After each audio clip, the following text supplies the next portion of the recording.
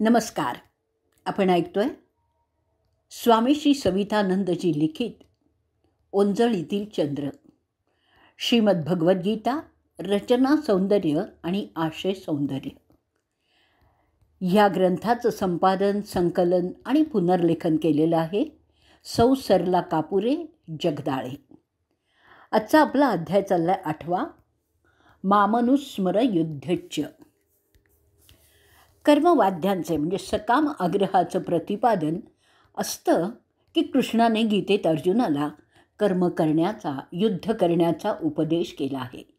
ते आपल्या विचारांचा, अनुकूल श्लोकाचा अर्धा भाग, काही शब्द निवडून घेतात.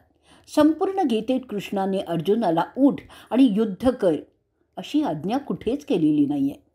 दुसऱ्या अध्यायात सुरुवातीला जे म्हटलेलं आहे ते एका मित्राने दुसऱ्याला ठपका देत कान उघडणी करण्यासाठी, त्याच्या स्वाभिमानाला डिवचत म्हटलेलं आहे. परंतु जेव्हा अर्जुनाने शरणागतीच पत्करली, स्वीकारली, शिष्यत्व स्वीकारलं आणि स्वाभाविकच गुरु म्हणून शिष्याच्या कल्याणाची जबाबदारी घेत कृष्ण अर्जुनाला मार्गदर्शन करत आहे. कर्म कसं करावं याचं सुंदर चित्रण श्लोक 7मध्ये फक्त 2 शब्दात केलं आहे. माझं स्मरण कर आणि मग स्मरण करता करता युद्ध कर, म्हणजे तुला पाप लागणार नाही. ज्याची भीती अर्जुनाच्या मनात होती, आणि तू मग मला येऊन मिळशील. मृत्यूनंतर पुढे काय, त्यानंतर जीवन आहे की नाही, त्यासाठी वेगळी सृष्टी आहे का की नाही, वगैरे अनेक विषयात पाश्चात्य जगात अलीकडे खूप संशोधन चाललेलं आहे. भगवान श्रीकृष्णाने मृत्यूनंतरच्या गतीबद्दल अगदी अल्प शब्दात अर्जुनाला सांगितलं आणि व्यासांनी ते ग्रंथित करून आपल्यापर्यंत पोचवलं. कृष्ण आधी माझं स्मरण कर यावर भर देतो आणि नंतर युद्ध कर असं सांगतो. असं का बरं? आणि अर्जुन कृष्णाचा शिष्य आहे. मागच्या अध्यायात आपण पुत्र आणि शिष्य वात्सल्याने त्याला तात असं म्हटलेलं आहे. त्याने याच जन्मात मोक्ष प्राप्त केला तर ठीक, पण तसं झालं नाही तर पुढचा जन्म शुचीनाम श्रीमताम गेहे अध्याय 6व्यात म्हणलेलं आहे.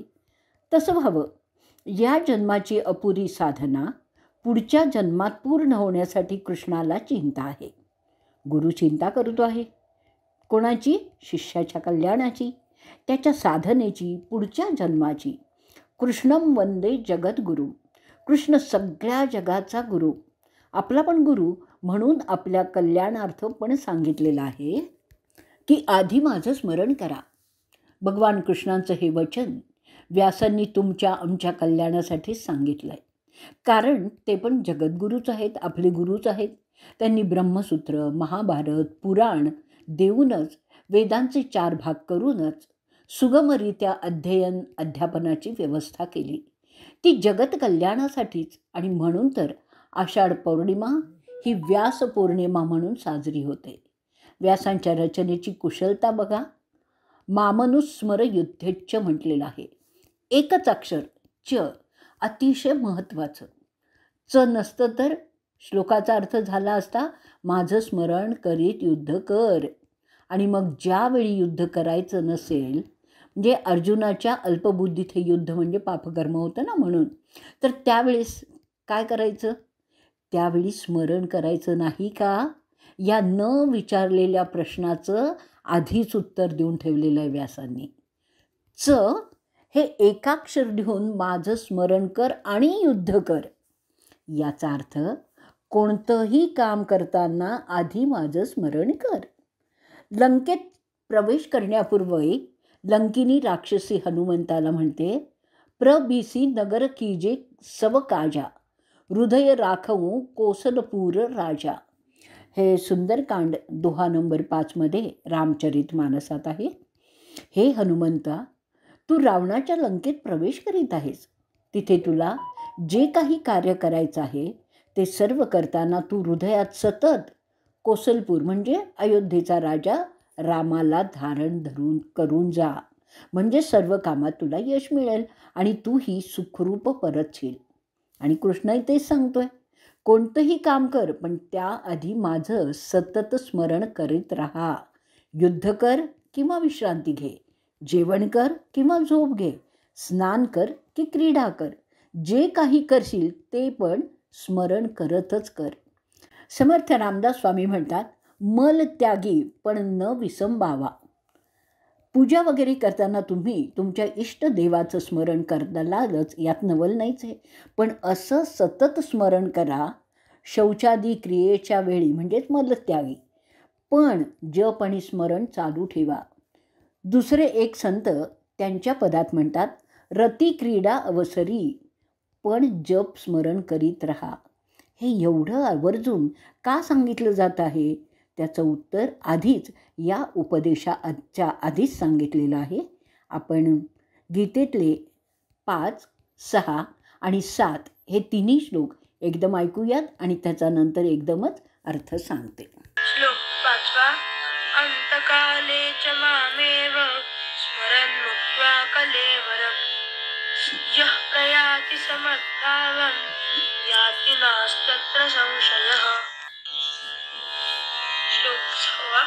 यं यं वापि स्मरन् भावं त्यजत्यन्ते कलेवरं तं तमैवैति कौन्तेय सदा तद्भावभावितः. श्लोक 7. तस्मात् सर्वेषु कालेषु मामनुस्मरयुध्य च मय्यर्पितमनो बुद्धिर् मामे वैश्यस्य संशयम्. 5व्या श्लोकाचा अर्थ असा आहे, जो पुरुष अंतकाळीही माझं स्मरण करीत शरीराचा त्याग करून जातो, तो साक्षात माझ्या स्वरूपाला प्राप्त होतो, यात मुळीच शंका नाही. 6व्या श्लोकाचा अर्थ, हे कुंतीपुत्र अर्जुना, हा मनुष्य अंतकाळी ज्या ज्या भावाचं स्मरण करीत शरीराचा त्याग करतो, त्याला तो जाऊन मिळतो, कारण तो नेहमी त्याच भावाचं चिंतन करीत असतो. 7व्या श्लोकाचं अर्थ, म्हणून हे अर्जुना, तू सर्व काळी निरंतर माझं स्मरण कर आणि युद्धही कर. अशा प्रकारे माझ्या ठिकाणी मन बुद्धी अर्पण केल्यामुळे तू निसंशय मलाच मिळशील. या 2 महत्त्वाच्या गोष्टी आहेत. मृत्यू कोणत्या क्षणी येईल ते निश्चित नाही. मृत्यूच्या क्षणी जर मनात त्यावेळी भलतेच वासना विकार असले तर पुढचा जन्म त्या वासना विकाराच्या भोगात जाईल, साधना होणारच नाही. आणि म्हणून मृत्यूच्या वेळी भलताच विचार येऊ नये यासाठी सतत आराध्य देवतेचं स्मरण करायचं, जप करायचा. त्यांनी का तर जीवात्मा सरळ त्यांच्या लोकात पोचेल, का तर जन्म पुढचा सुधारेल. विषय नीट समजून घेण्यासाठी काही आपण इथे उदाहरणं पाहणार आहोत. आमच्या ओळखीचे एक सज्जन, तसे गृहस्थाश्रमात दूरचे नातलगच म्हणा ना, यात्रेमध्ये मित्र भेटला, त्याला एक बिडी दिली, दुसरी स्वतःच्या तोंडात ठेवली. आगपेटी काढण्यासाठी खिशात हात घातला, हात तसाच राहिला, प्राणपक्षी उडून गेला. तत्क्षणी मृत्यू, तोंडात बिडी, आगपेटीसाठी खिशात हात. पुढची गती काय झाली असेल मा भगवतीच जाणे. दुसरी एक वृद्ध स्त्री भाकऱ्या करीत होती. एक भाकरी तव्यावर टाकली, दुसरी थापली. तव्यावरची भाकरी उतरवण्यासाठी भाकरी खाली उलथणं घातलं आणि म्हातारीच उलथली.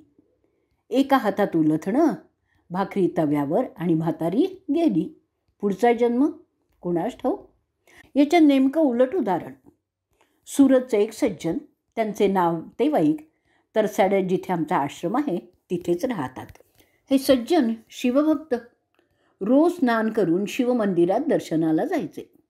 शिवलिंगाची पूजा करून नंतर दोन्ही हातांनी शिवलिंगाला मिठी मारायची, कवेत घ्यायचं, वरती डोकं टेकवून प्रणाम करीत मनातल्या मनात स्तोत्र म्हणायचं, रोजचा क्रम. मंदिरात यावेळी येणाऱ्या सर्वांनाच माहिती होतं. एके दिवशी त्यांनी नेहमीप्रमाणे पूजा केली, शिवलिंगाला मिठी मारली, डोकं लिंगावर टेकवलं आणि पुन्हा उचललंच नाही. तिथेच त्याच क्षणी ते शिवलोकाला पोचले. किती सुंदर मृत्यू ना. संत डोंगरेजी महाराज त्यांच्या भागवत प्रवचनात एक कथा सांगायचे. मूळ कथा त्यांच्या भागवत प्रवचनाच्या पुस्तकात आहे. ती कथा आम्ही आत्ता वर्तमान परिस्थिती लक्षात घेऊन जशीच्या तशी लिहित नाही आहे. नाहीतर जातीयवाद्यांच्या घाणेरड्या राजकारणांच्या सडलेल्या बुद्धिजीवींचा आरडाओरडा सुरू होईल. असो, एक सज्जन, साधन भजन खूप चांगलं, आंतरिक स्थिती उत्तम. त्यांच्या एका परिचिताने श्रद्धेने प्रेमाने पायात घालण्यासाठी खूपच सुंदर आणि महाग जोडे त्यांना दिले. त्यावेळी तसे जोडे फक्त राजे महाराजे प्रधान आणि खूप श्रीमंत नगरशेठच वापरायचे. हा आर्थिकरित्या सामान्य. विचार केला, रोज कशाला वापरायचे? लग्नप्रसंगी किंवा राजवाड्यात किंवा नगरशेठकडे काही निमित्ताने जाणं होत जाईल त्यावेळी घालत जाऊ. दिले कोणाड्यात ठेवून आणि थोड्याच दिवसात त्यांचा अंतकाल जवळ आला. मरताना योगायोगाने कोनाड्यात ठेवलेल्या जोड्याकडे गेलं त्यांचं लक्ष. मनात आलं, अरे अरे अरे, इतके महाग इतके सुंदर जोडे कधी वापरलेच नाही, एकदा पण पायात घातले नाहीत आणि दुर्दैवाने त्याच क्षणी त्यांचं प्राणोत्क्रमण झालं. या जन्माच्या साधन भजनाच्या संस्काराने पुढच्या जन्मात बाकी साधना करून पूर्णत्वालाही गेले. अधिकारी पुरुष झाले, मोठे संत झाले, पण आधीच्या जन्मात मृत्यूच्या क्षणी जोड्यावर वासना गेली म्हणून यावेळेचा जन्म जोडे शिवणाऱ्या कुळात झाला. भरत ऋषींचंही तसंच झालं होतं ना. खूप उत्तम साधना केलेली, पण मरताना मन हरणाच्या शावकात अडकलं. पुढचा जन्म हरिण व्हावं लागलं. त्यानंतर पुन्हा ऋषी झाले, पण मागच्यासारखी चूक पुन्हा होऊ नये म्हणून मुद्दामच सर्वांशी जडत्वाने वागायचे आणि म्हणूनच त्यांचं नाव जडभरत असं पडलं. भागवतात कथा आहे. संत डोंगरेजी महाराज म्हणायचे, बलिराजाच्या दरबारात बटुक वामन भिक्षेसाठी आला. त्या सुंदर तेजस्वी बटुकाला पाहून बलिकन्येच्या मनात विचार आला की याची आई केवढी भाग्यवान जिने एवढ्या सुंदर तेजस्वी बाळाला जन्म दिला. त्याला मांडीवर घेऊन स्तनपान करवलं असेल आणि नंतर त्या सुंदर बालकाने विराट रूप धारण करून त्रैलोक्याचं राज्य हडप केलं 2 पावलात आणि 3रा पाय बलीच्या मस्तकावर ठेवून त्याला पाताळात ढकललं. त्यावेळी त्या कन्येच्या मनात दुसराच विचार आला, त्याला ठार मारण्याचा. पहिला विचार मातृवात्सल्याचा, दुसरा शत्रुत्वाचा. ती बलिकन्या पुढच्या जन्मात पूतना झाली. कृष्णाला स्तनपानही करवलं आणि स्तनाला विष लावून मारण्याचाही प्रयत्न केला.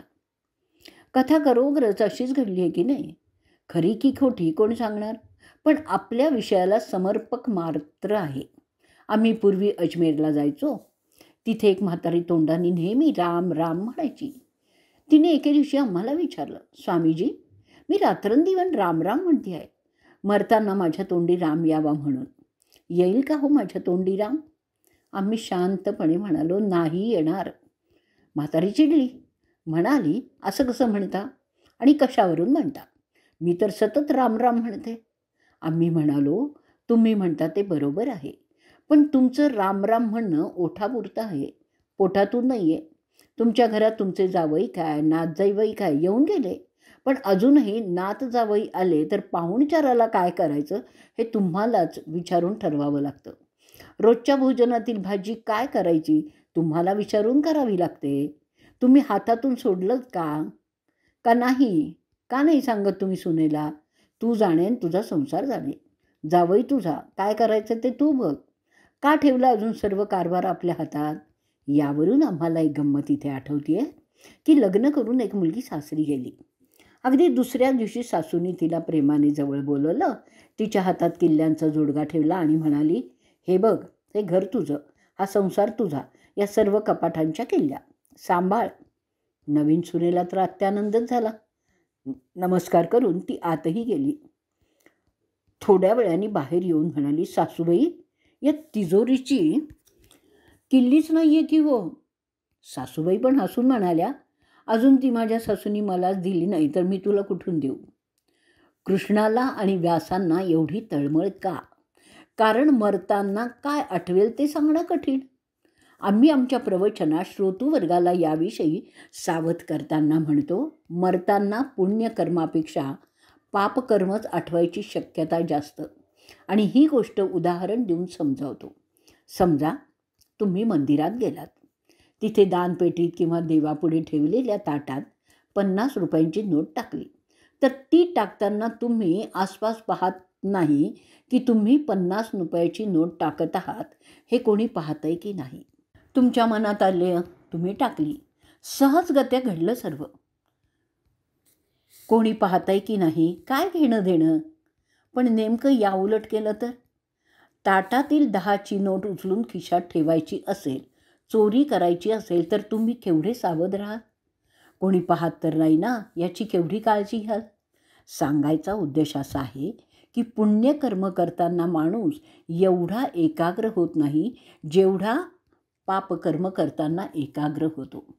स्वाभाविकच त्याची फोटोग्राफी आतील चक्रावर अधिक स्पष्ट आणि खोल म्हणजे डीप होते. फोटोग्राफीवरून आठवलं, समजा तुम्हाला पासपोर्टसाठी, सरकारी कामासाठी किंवा लग्नाची उमेदवारी करताना मुलीकडच्या लोकांना फोटो पाठवायचा आहे. त्यावेळी काय कराल? केस नीट विंचराल, चेहरा स्वच्छ धुवाल, कपडे नीट कराल. फोटोग्राफर स्माईल म्हणेल त्यावेळी कॅमेराकडे पाहत स्मितहास्य कराल आणि क्षणभरातच तुमचा छान फोटो येईल. मृत्यू पण या फोटोग्राफीसारखाच आहे. ती पण एका क्षणभरात होणारी घटना आहे. फोटो घेताना कॅमेरामन क्लिक करणार त्याच क्षणी तुम्हाला शिंक आली, जांभई आली, खोकला आला किंवा अंगावर कुठेतरी मुंगी चावली म्हणून चेहरा वाकडा झाला. क्षणभर तुम्ही बेसावध झालात आणि त्याच क्षणी क्लिक झालं तर फोटो कसा येईल? हाच विचार मृत्यूच्या संदर्भात करा. या दिलेल्या उदाहरणाप्रमाणे कोणत्या क्षणी मृत्यू येईल हे जरी निश्चित नाही, कोणत्याही क्षणी येऊ शकतो. आर्य समाजाचे संस्थापक स्वामी दयानंद सरस्वतींची हत्या करण्यासाठी काही लोकांनी मारेकऱ्याला सुपारी दिली. मारेकऱ्यांनी पाहिलं, स्वामीजी तर सतत लोकांनी घेरलेलेच असतात, एकटे कधीच पडत नाहीत, मग त्यांना मारणार कसं? त्यांच्या मनात क्षणभरात विचार चमकून गेला. पहाटे शौचाधिकार्यासाठी स्वामीजी गावाबाहेर एकटेच जातात, ती संधी साधूयात. दुसरे दिवशी पहाटे स्वामीजी शौचाला गेले. मारेकऱ्याला झाला थोडा उशीर. स्वामीजी शौचास बसले होते आणि तलवार घेऊन मारेकरी धावला. क्षणार्धात स्वामीजींच्या लक्षात सगळा प्रकार आला. ते म्हणाले, थांब रे बाबा, थोडा थांब, या प्रसंगी वध करू नकोस, अपवित्र अमंगल होईल. मी कुठेही पळून जाणार नाही, आरडाओरडाही करणार नाही, शांतच राहीन. शौचादी क्रियेतून निवृत्त होऊन इथेच थोडं दूर त्या झाडाखाली ध्यानाला बसीन, त्यावेळी ते तुझं काम तू कर, मला ठार मार. तो मारेकरी लज्जित होऊन निघून गेला. पण कोणाला त्याच वेळी हार्ट अटॅक आला तर? म्हणून समर्थ श्री रामदास स्वामी म्हणतात, मलत्यागी न विसंबावा. या सगळ्या लक्षात शक्यता घेऊन कृष्णाचा उपदेश माझं स्मरण कर आणि युद्ध कर. व्यासांनी युक्तिपूर्वक वापरलेल्या च वरील श्लोकाचा थोडक्यात निष्कर्ष असा आहे की जीवनभर ज्या गोष्टीचा ध्यास घेतला, अभ्यास केला, स्मरण केलं, ती गोष्ट मृत्यूच्या क्षणी आठवायची शक्यता अधिक. म्हणून सतत नामस्मरण करा, ब्रह्मचिंतन करा. परंतु 100% सांगता येणार नाही की असंच घडेल. दुसरा, सांसारिक भौतिक विचार वासना जन्म घेणे लागे वासनेच्या संगे, पापकर्म पण आठवू शकतं. त्यामुळे अंतकाळी जशी स्थिती असेल तशीच गती होईल. म्हणून रोजचं जीवन यापन करताना पापकर्म टाळा, पुण्यकर्म करा, सतत ईश्वराशी अनुसंधान साधा. इथे कोणा गीता अभ्यासूच्या मनात एक शंकाही येईल की 13व्या अध्यायात 21व्या श्लोकात, 14व्या अध्यायाच्या 14व्या श्लोकात, 15व्या श्लोकात आणि 18व्या श्लोकात भगवंतांनी सत्व रज तम या 3 गुणानुसार चांगल्या वाईट योनीत जन्म होईल असं म्हटलेलं आहे आणि इथे अंतकाळी जे स्मरण होईल तशी योनी मिळेल असं म्हटलेलं आहे. यात कोणतं बरोबर आहे? सूक्ष्मतेने जर विचार केला तर दोन्ही एकच आहेत. जीवनभर सात्विक जीवन जगलेल्या व्यक्तीला मरताना तामसी वृत्ती होणं पण दुरापास्त, असंभव, नाहीवत. तसंच जीवनभर तामसी वृत्तीने म्हणजे तमोगुण अधीन होऊन जगणाऱ्या व्यक्तीला मरताना सात्विक वृत्ती होणं पण तितकंच दुरापास्त आणि असंभव आहे. पण कदाचित तसं घडू शकतं. त्यावेळी सात्विक व्यक्तीसाठी ईश्वर सत्ता काही लीला पण करू शकते. रामचरितमानसमध्ये एक प्रसंग आहे.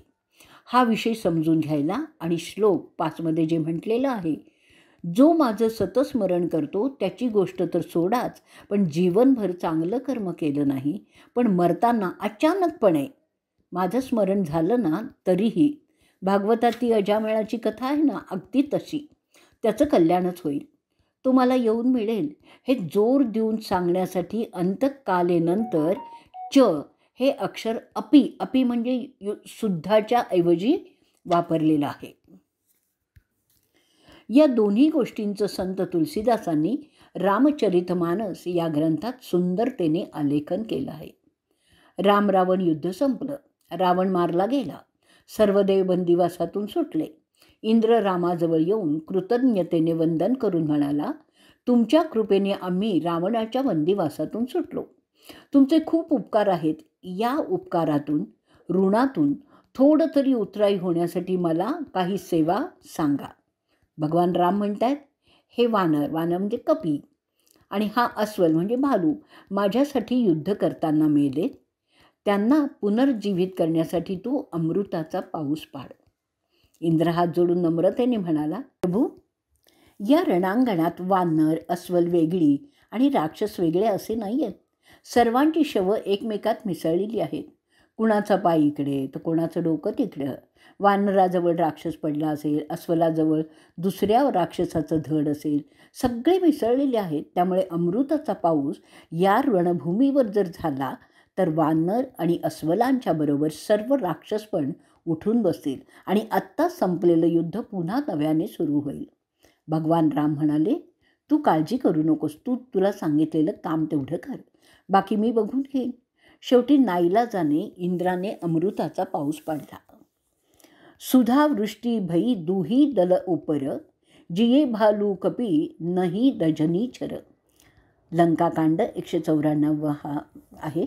आणि काय आश्चर्य, मेलेली सर्व वानरं आणि अस्वल, कपी आणि भालू उठून बसले, जिवंत झाले. पण राक्षस एकही राक्षस उठला नाही किंवा जिवंतही झाला नाही. मेलेल्या राक्षसांवर अमृताचा प्रभाव पडलाच नाही. असं का घडलं? संत तुलसीदास खूप सुंदर उत्तर याच्यावर देतात. रामाकार भये तिन्हे की मन, मुक्त भार छुटे भवबंधन. लंकाकांडातलं आहे. गंमत बघा, वानर अस्वल लढत होते रामाकडून, पण शोधत होते ते रावण. कुंभकर्णाला, राक्षसांना, म्हणजे मरताना त्यांच्या मनात राक्षस होते. भगवान रामाला चिंता झाली, हे वानर अस्वल माझ्यासाठी मेले हे खरं, पण मरताना चिंतन राक्षसाचंच असल्यामुळे ते पुढच्या जन्मात यम यम वपी स्मरण भावम राक्षस योनीत जाते. ते टाळण्यासाठी भगवंतांनी त्यांना आत्ता पुनर्जीवित केलं. याउलट राक्षस लढत होते रावणाकडून, पण स्मरण करत होते रामाचं. मरताना त्यांचं मन रामाकार झालं होतं, म्हणून ते जन्ममृत्यूच्या बंधनातून सुटले. गीतेच्या श्लोकातील श्लोक 5 अंतकाले आणि च म्हणजे अपी या दोनच शब्दात भगवान कृष्णांच्या वचनातून आणि व्यासांच्या लेखनातून ते शब्दबद्ध करताना खूप काही विलक्षण सांगून गेले आहेत.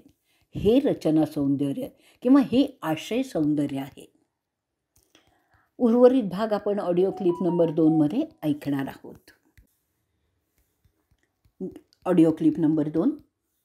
आता आपण पहिल्या श्लोकापासून सुरुवात करूया. त्या पुढच्या श्लोकातून पण आपल्या विषयाला अनुकूल शब्द शोधू. पहिल्या श्लोकात अर्जुनाने ब्रह्म म्हणजे काय हे विचारताना कृष्णासाठी पुरुषोत्तम हा शब्द वापरला आहे. आपण रोजच्या व्यवहारात स्त्री पुरुष संदर्भात ज्या अर्थाने पुरुष हा शब्द वापरतो, त्यामुळे मूळ शब्दाचा अर्थच खरा लोप पावला आहे. पुरु म्हणजे शहर, गाव. इथे आपल्या संदर्भात आपलं शरीर आणि पुरे शेते इति पुरुषः, या शरीरात जो शयन करतो तो, जो निवास करतो तो पुरुष, जीवात्मा, आणि हा जीवात्मा ज्याचा अंश आहे तो परमात्मा. 15व्या अध्यायात क्षर, अक्षर आणि त्या पलीकडचा पुरुष याचा अभ्यास करावा. आणि हा क्षर अक्षरापेक्षा भिन्न, त्यापेक्षाही श्रेष्ठ परमात्मा म्हणजे पुरुषोत्तम. अर्जुनाला म्हणायचं आहे असं की हे कृष्णा, तू पुरुषोत्तम असल्यामुळे ब्रह्म म्हणजे काय या माझ्या प्रश्नाचं तू मला समजेल आणि अनुभवास पण येईल असं उत्तर देण्यास तू समर्थ आहेस, कारण तू पुरुषोत्तम आहेस. अर्जुनाच्या प्रश्नांची म्हणजे तद्ब्रह्म, किम अध्यात्मम, अधिभूत, अधिदैव, अधियज्ञ म्हणजे काय, ह्या प्रश्नांची उत्तरं देताना व्यासांनी कृष्णाच्या तोंडून अर्जुनासाठी गीतेत पहिल्यांदाच देहभृतांवर म्हणजे देहधारीमध्ये श्रेष्ठ संबोधन वापरलेलं आहे. तेही बघा किती छान आहे. यापूर्वीच्या विवेचनात अर्जुन हाच खरा एकमात्र नर होता हे आलेलं आहे. तो भरतर्षभ म्हणजे काय तेही आलेलं आहे. इथे तो देहधारी श्रेष्ठ कसा ते आपण पाहूयात. भीमाला अंधारात जेवताना पाहून अर्जुनाच्या मनात विचार आला, अंधारात पण सवयीने हातातला घास नेमका तोंडात जातो, नाकात नाही जात किंवा डोळ्यातही नाही जात. शरीराला, हाताला आणि तोंडाला एवढी सवय आहे की अंधारात पण अचूक क्रिया घडते. तर मग तशीच सवय केली तर अंधारात आवाजाच्या दिशेने बाण का मारू शकणार नाही? आणि महाभारतात दिलेलं आहे की अर्जुन अंधारात पण बाण मारण्यात निपुणच होता. तसंच तो जितक्या सहजतेने उजव्या हाताने बाण सोडायचा तितक्याच सहजतेने डाव्या हाताने पण सोडायचा, आणि म्हणूनच त्याला सव्यसाची किंवा सव्यासाची असं म्हणत होते. तो क्षात्र तेज संपन्न आणि स्वाभिमानी होता. म्हणून किरात म्हणजे भिल्ल, किरात वेशात आलेल्या शंकराशी पण त्यांनी युद्ध केलं आहे, त्यांना प्रसन्न केलं आहे, पाशुपत अस्त्र मिळवलं तरी संयम ठेवला न वापरण्याचा. संस्कृत नाटक होतं ना एक, किरातार्जुनीय. 1 वर्षाच्या निष्कासन म्हणजे एकाकी प्रवासात उर्वशी पण ज्याच्यावर भाळली इतका सुंदर असूनही आत्मसंयमी राहिला, कुठेही व्यभिचार केला नाही, घसरलाही नाही. अलीकडच्या राष्ट्रीय स्तरावरच्या काही नावाजलेल्या खेळाडूंचं चारित्र्य बघा, म्हणजे लक्षात येईल अर्जुन किती महान होता. असो, तर उलुपी आणि चित्रांगदा त्यांच्यावर अनुरुक्त झाल्या तर त्यांचा पत्नी म्हणून स्वीकार करूनच शरीर संबंध केला. चित्रांगदाचा पुत्र बब्रुवाहन विराट राजाकडे त्याच्या 16 वर्षी या सुंदर तरुण कन्येला उत्तरेला नृत्य शिकवायला राहिला, पण मनाचा तोल त्यांनी काही ढळू दिला नाही. गोग्रहण युद्ध प्रसंगाच्या वेळी विराटाच्या लक्षात आलं की अरे हा तर अर्जुन आहे. त्यांनी नंतर अर्जुनाला विनंती केली उत्तरेचा स्वीकार करण्याची, पण अर्जुनाने विनयपूर्वक स्वतःचं वय आणि गुरु शिष्यांचा पवित्र संबंध लक्षात घेऊन नकार दिलाय आणि उत्तरेचा अभिमन्यूसाठी पुत्रवधू म्हणून स्वीकार केलाय. अशा तऱ्हेने शिष्या म्हणजे कन्येचं नातं त्यांनी कायम ठेवलं आहे. आम्ही राहतो त्या भागातील चीड आणणारी किळसवाटणी घटना आपण ऐकूयात. या पार्श्वभूमीवर अर्जुनाचं हे उदात्त चरित्र निश्चित त्याला देहभृतांवर म्हणणं योग्य ठरवतं. जवळच्याच गावात माध्यमिक शाळेचा मुख्याध्यापक, त्याची स्वतःची मुलगी 10वीला होती. त्याचा एक बालमित्र जो खेडेगावात राहायचा, त्याची मुलगी 10वीला आली. त्याच गावात शाळेची सोय नव्हती म्हणून दुसऱ्या गावी दूर पायी चालत जावं लागेल. तारुण्यात पदार्पण करणाऱ्या मुलीला इतक्या दूर पायी पाठवणं त्याला योग्य वाटेना, म्हणून आपला बालमित्र मुख्याध्यापकाला विनंती केली. तो म्हणाला, अरे उलट चांगलं, माझी मुलगी पण 10वीत आहे, दोघीही बरोबर राहतील, बरोबर अभ्यास करतील, मी स्वतः लक्ष देईन, स्वतः पण गणित विज्ञान शिकवेन. मुलगी तिथे राहिली. 10वीची परीक्षा झाली आणि दुसऱ्या दिवशी तो मुख्याध्यापक स्वतःच्या मुलीच्या वयाच्या त्या मुलीला घेऊन पळून गेला, मित्रद्रोह केला, गुरु शिष्य संबंध कलंकित केला, कन्या आणि पत्नी द्रोहचा दोघांचाही द्रोह केला, समाजद्रोह केला. अशा अनेक घटना अलीकडे आपल्याला वाचायला मिळतात. अशा वेळी अर्जुनाचं उदात्त चारित्र्य, पराक्रम आणि इतर गुण लक्षात घेता तो देहधारी श्रेष्ठ होता हे तर निसंशयच आहे. तसंच तो अत्यंत बुद्धिमान होता हे त्यांनी विचारलेल्या प्रश्नांवरून पण लक्षात येतं. व्यासांना हे सुचवायचं आहे की अशा गहन प्रश्नांची उत्तरं नीट समजून घेण्याची क्षमता फक्त अर्जुनातच होती. हे लक्षात आणून देण्यासाठीच देहभृतांवरम पुढचा श्लोक ऐकूयात 13वा. ओमित्येकाक्षरं ब्रह्म व्याहरन् मामनुस्मरन् यः प्रयाति त्यजन् देहं स याति परमां गतिम्. अर्थ, जो पुरुष ओम या एक अक्षररूप ब्रह्माचा उच्चार करीत आणि त्याचं अर्थस्वरूप निर्गुण ब्रह्म जो मी त्याचं चिंतन करीत देह टाकून जातो, तो परमगतीला प्राप्त होतो. यावर आम्हाला काही लेखन करायचं नाही आहे, पण इथे एवढंच सांगतो की ज्यांनी आम्हाला आमच्या शालेय जीवनात गीता शिकवली ते बडवाहा म्हणजे मध्य प्रदेशातलं आहे महादेव बाबा जोगळेकर. आमच्या जन्मगावी बेटावत जिल्हा धुळे आमच्याकडे जेवायला पण यायचे. त्या महापुरुषाने हा श्लोक प्रत्यक्ष आचरणात आणून दाखवला. शरीर सोडताना ते ताठ व्यवस्थित उभे राहिले. प्राण ऊर्ध्वगामी गेला. ओंकाराचा दीर्घ उच्चार करीत ब्रह्मरंध्रांचा भेद करून प्राणत्याग केला. ब्रह्मरंध्राचा भेद झाला. तो आवाज इतका दूरपर्यंत गेला की बडवाहाचे लोक आम्हाला म्हणाले की आम्ही 1 किलोमीटर दूर आवाज ऐकून आवाजाच्या दिशेने धावत गेलो. तोपर्यंत महाराजांनी देह सोडला. पुढचा श्लोक 14वा ऐकूयात. श्लोक 14. अनन्यचेताः सततं यो मां स्मरति नित्यशः तस्याहं सुलभः पार्थ नित्ययुक्तस्य योगिनः. अर्थ, हे अर्जुना, जो पुरुष माझ्या ठिकाणी अनन्य चित्त होऊन राहतो, नेहमीच मज पुरुषोत्तमाचं स्मरण करतो, त्या नित्य माझ्याशी युक्त असलेल्या योग्याला मी सहज प्राप्त होणारा आहे. या श्लोकात सतत आणि नित्यशः असे 2 शब्द वापरून व्यासांनी विलक्षण प्रतिभेचा परिचय करून दिला. नुसतं सतत म्हटलं असतं तर आज सतत स्मरण केलं उद्या करूच असं नाही. तसंच नुसतंच नित्य म्हटलं असतं तर आजही करू उद्याही करू वर्षभर करू, पण ते रोज थोडा वेळ असेल. तसंही नको म्हणून दोन्ही शब्द सतत आणि नित्य. श्लोक 7मध्ये सर्वेषु कालेषु म्हटलेलं आहे. काल शब्द बहुवचनी वापरला आहे म्हणून दिवस रात्र सर्व ऋतू सर्व महिने वर्ष आणि रोजच्या प्रत्येक क्षणी स्मरण सतत आणि नित्य कायमसाठीच. पातंजल योगसूत्रात निरंतर असा शब्द वापरला आहे. अंतर पडू न देता खंड पडू न देता.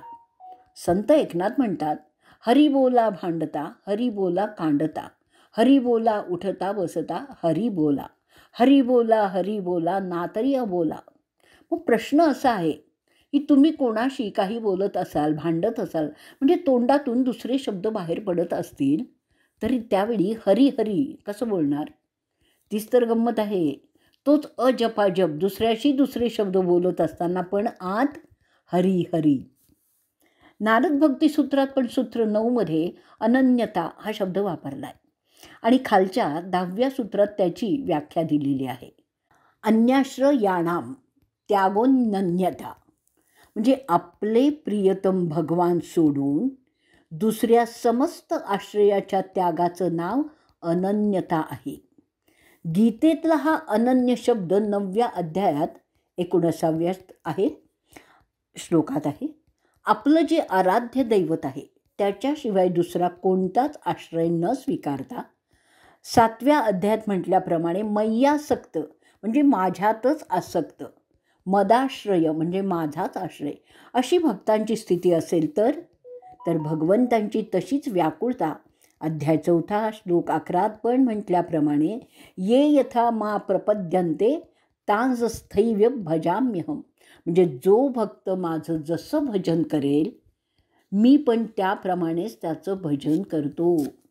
रामायणात भरत रामाचं जितक्या व्याकुळतेने चिंतन करतो भगवान राम पण तितक्याच तत्परतेने भक्ताचं चिंतन करतात असं म्हटलेलं आहे. आणि स्वाभाविकच अशा भक्तासाठी भगवान त्याला सुलभ म्हणजे सहज प्राप्त असणारच. भक्त बिल्वमंगलची कथा आहे. हा भक्त वृद्ध आहे, दोन्ही डोळ्यांनी आंधळा आहे. भगवत स्मरण करीत रस्त्यांनी काठी टेकत चालला आहे. पुढे मोठा खड्डा आहे. तो त्यात पडणार तेवढ्यात कोणीतरी त्याचा हात पकडून म्हणतो, बाबा इकडून चला तिकडे मोठा खड्डा आहे. बिल्वमंगल विचारतो, कोण रे बाबा तू? मुलगा उत्तर देतो, मी गुराखी इथे गाई चारत होतो. तुम्हाला बघितलं म्हणून धावत आलो, नाहीतर पडला असतात. बिल्वमंगलनी आपल्या दुसऱ्या हाताने पकडण्याचा प्रयत्न करीत असताना त्या गुराख्याने आपला हात सोडवला. बिल्वमंगलचा धरलेला हात सोडला. बिल्वमंगल त्या स्पर्शाने, त्या आवाजाने रोमांचित होतात. त्यांच्या लक्षात येतं की हा मुलगा साधारण गुराखी नाही, हा तर कृष्ण गोपाळ. मग हात सोडून पळालेल्या कृष्णाला ललकारून सांगतात, हात छाडी भाग वयो निर्बल जानी मोही, इस हृदय से भाग निकालो तो सबल जानू तोही. हे कृष्णा, मी आंधळा आहे, वृद्ध आहे, निर्बल आहे, म्हणून तू माझा हात सोडून पळून गेलास. वा, मोठा पराक्रम केलास रे तू. पण असाच जर तू माझ्या हृदयातून पण पळून दाखवशील तर मग मी म्हणेन तू खरा सबल आहेस, खरा पराक्रमी आहेस. सर्व समर्थ, सर्व शक्तिमान ईश्वर पण या बाबतीत लाचार आहे, निर्बल आहे, की ज्या भक्ताने आपल्या भक्तिप्रेमाने आपल्या हृदयात बांधून ठेवलेलं आहे ते बंधन सोडून तो ईश्वर पण पळू शकत नाही, कारण तो अशाच भक्तांसाठी सुलभ आहे.